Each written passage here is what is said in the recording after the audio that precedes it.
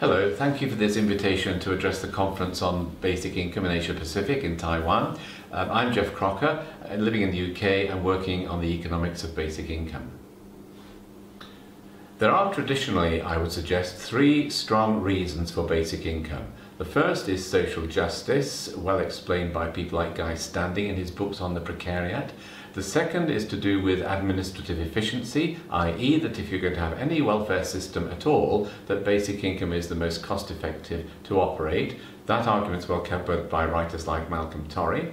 And the third is the argument from technology, the fundamental economics of basic income, which is what I'll be covering in this presentation. The arguments against basic income traditionally are that it's seen to be a work disincentive, and secondly, that it's economically unaffordable. The worry that basic income would be a disincentive to work is counteracted by the argument that the current welfare systems themselves are a much larger disincentive to work, because typically today, if someone on benefit finds a job, then they lose all of their benefit, and the marginal rate of tax, as it were, can be as high as 90%. On the question of affordability, it is true that a substantial basic income would cost each economy substantially, but the counter-argument to that is that affordability is defined by output GDP. It's defined by what the economy can produce. It is not defined by how much money the government has in its exchequer, and I will amplify that argument in the presentation. So moving on to the arguments from technology. In their book, The Second Machine Age, Brynjolfsson and McAfee paint a picture of huge automation where we're going to see huge increases in unemployment, we're going to see social exclusion, low economic demand as a result, recession, unsustainable levels of consumer credit to try to prop up demand, leading to economic crisis, and then the application of austerity policy. Basic income breaks this vicious circle. The question is, how do we fund such a substantial basic income? Let me offer you a thought experiment of a totally automated economy. In this totally automated economy, a machine is plugged into the earth, and without any labour, it produces all the goods and services that we need in the economy. How do we then distribute those goods and services? They can only be distributed by the government giving out vouchers to all of the population. The population then exchanges their vouchers for goods and services. The government takes the vouchers back in, destroys them for that year, and issues a new set of vouchers in the following year. Now, in this thought experiment, there are two very important implications. First of all, 100% of GDP becomes basic income, and secondly, perhaps more radically, 100% of GDP also becomes financial deficit. Now this of course is an extreme because it's a thought experiment, but my argument from that is a more nuanced argument. That is that in high technology economies, first of all, an element of basic income is essential to maintain consumer demand, and secondly, that financial deficit to some degree is an inevitability.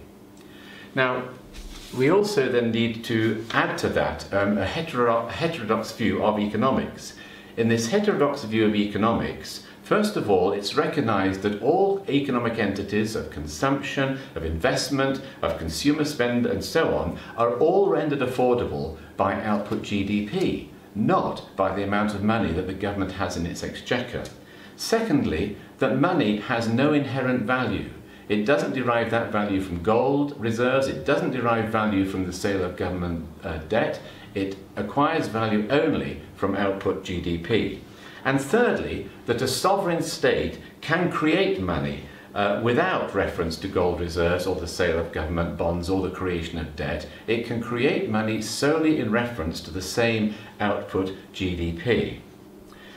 So, let's look at the nature of income in the economy. Let's take a look at this graph.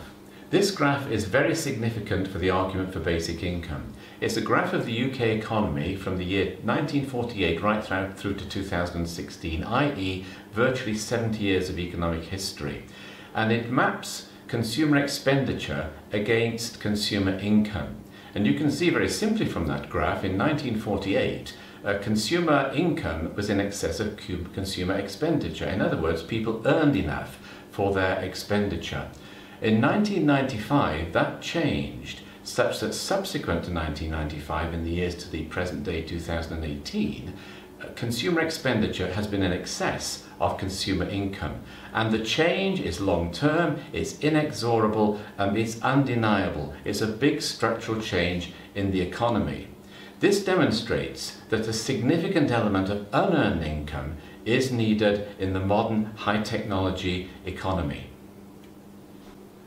This slide summarizes the points about the nature of money in the economy. I remember being an economics student at university 40 years ago, and my lecturer saying, "Oh dear," he said, "nobody understands money."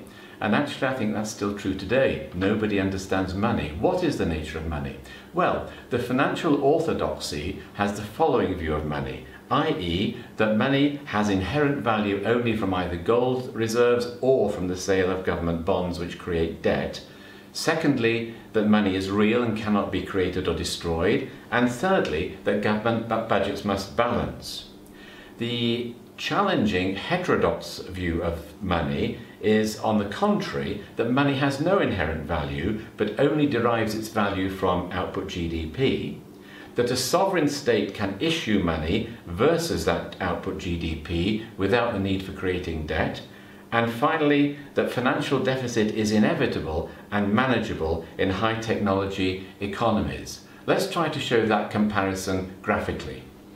In the first part of the graph, we see the monetarist theory of money, where on the left-hand side, it's either gold reserves or the creation of government debt that is creating value for money, and that's then making investment, production, wages, welfare and consumption affordable or not.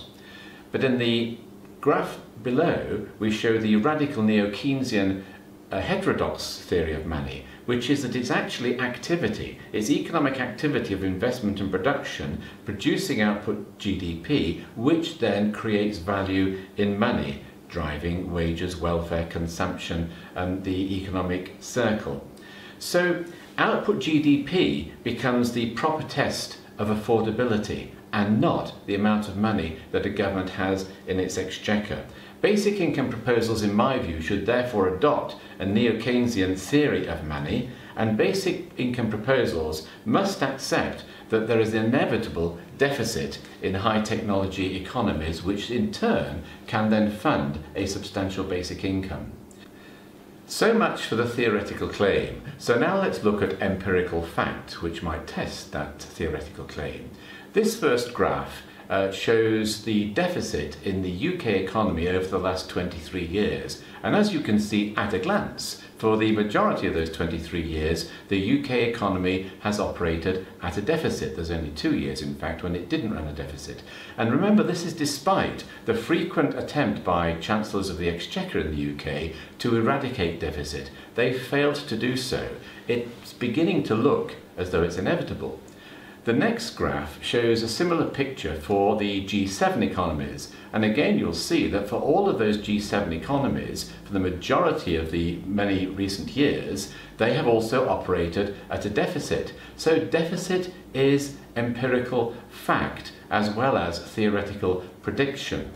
The third graph shows the level of debt that has been accumulated in each of those economies over the last many years. And as you'll see from this picture in 2016, most of those economies have debts in excess of their annual GDP. So for the G7 economies, with the exception of Germany, all the other 6 of the G7 economies have a national debt which is more than 100% of their GDP. And in the extreme case of the Japanese economy, and this, remember, of course, is an Asia-Pacific conference, the Japanese economy has a national debt which is equal to 234% of its GDP.